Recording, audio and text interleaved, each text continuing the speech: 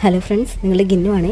അപ്പോൾ ഇന്നും നമ്മൾ ചെയ്യാൻ പോകുന്നത് ഹെയർ ആക്സസറിയാണ്, ഹെയർ ക്ലിപ്പാണ്. അപ്പോൾ അതിന് ഇനി 2 കളറിലുള്ള കുന്തൻ സ്റ്റോൺ എടുത്തിട്ടുണ്ട്.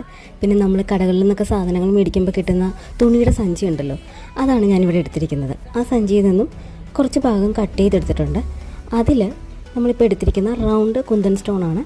അതൊരു ഫ്ലവറിൻ്റെ ഷേപ്പിൽ, അതായത് നടുക്കൊരു കുന്തൻ സ്റ്റോൺ, അതിന് ചുറ്റും കുന്തൻ സ്റ്റോൺ കൊണ്ട് അങ്ങനെ ഡബിൾ ഷെയ്ഡിട്ടായിട്ടാണ്, അതായത് ബ്ലൂവും റെഡും കളർ വെച്ചിട്ടാണ് ഞാൻ ഈ ഒരു സംഭവം ചെയ്തിരിക്കുന്നത്.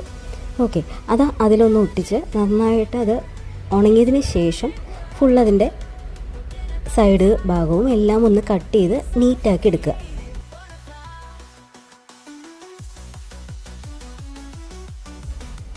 ഇതിപ്പോൾ 4 ഭാഗം ജസ്റ്റ് കട്ട് ചെയ്തെടുത്തോളൂ. ഇനി അതിനകത്തോട്ടുള്ള ഭാഗങ്ങൾ കട്ട് ചെയ്യണം. ഇത് നമ്മൾ ഒട്ടിക്കുന്നത് ഇതാ എലിഗേറ്റർ ക്ലിപ്പ് എന്ന് പറയുന്ന ഈ ഒരു ക്ലിപ്പിനകത്താണ് നമ്മളിത് ഒട്ടിച്ചെടുക്കുന്നത്. നമുക്ക് ജസ്റ്റ് ഇതിങ്ങനെ കുട്ടികൾക്ക് വെച്ച് കൊടുക്കാൻ വളരെ ഈസി ആയിട്ടുള്ളൊരു ക്ലിപ്പാണിത്. അപ്പോൾ അതിൽ നന്നായിട്ട് ഗം അപ്ലൈ ചെയ്തിട്ട് ഈ സംഭവം ഫുള്ള് കട്ട് ചെയ്തതാണ് ഇതിലൊട്ടിച്ച് കൊടുക്കേണ്ടത്. അപ്പോൾ ഞാനിതിവിടെ കട്ട് ചെയ്ത് വെച്ചിട്ടുണ്ട്, അതിലേക്കത് ഒട്ടിച്ച് വെക്കുന്നുണ്ട്. പക്ഷേ ഇത് ഒട്ടിച്ച് കഴിഞ്ഞാൽ ലുക്ക് എനിക്ക് അത്രക്കങ്ങ് ഇഷ്ടപ്പെട്ടില്ല, കാരണം ഒരു നീറ്റ്നെസ് എനിക്ക് ഫീൽ ചെയ്തില്ല.